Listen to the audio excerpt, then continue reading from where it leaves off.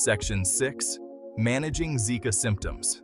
There is no specific treatment for Zika virus infection. Treatment focuses on relieving symptoms and supporting the body's natural healing process. Rest is important to allow the body to fight off the virus. Drink plenty of fluids to stay hydrated. This is especially important if you have a fever. Over-the-counter pain relievers, such as acetaminophen or ibuprofen, can help reduce fever and relieve pain. If you suspect you may have Zika virus infection, it is important to see a healthcare provider for diagnosis and care. Early diagnosis can help prevent complications, especially in pregnant women. Section 7. Diagnosis and testing.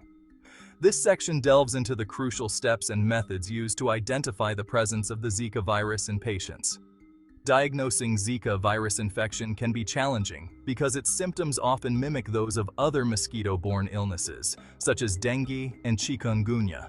These illnesses share common symptoms like fever, rash, joint pain, and red eyes, making it difficult to distinguish between them without specific tests.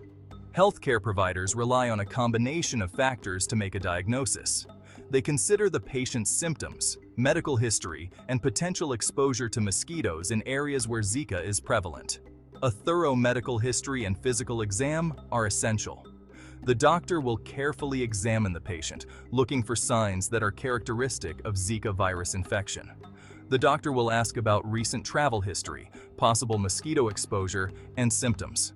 This information helps narrow down the likelihood of Zika virus infection, especially if the patient has traveled to areas with known outbreaks. Blood tests are the primary method for confirming Zika virus infection. These tests are crucial because they provide concrete evidence of the virus's presence in the body. These tests detect the presence of Zika virus antibodies in the blood. Antibodies are specific proteins that the immune system produces in response to the infection. Antibodies are proteins produced by the immune system in response to infection. Their presence in the blood indicates that the body has been exposed to the virus and is fighting it off. Molecular tests, such as polymerase chain reaction or PCR, can also be used to detect the virus's genetic material.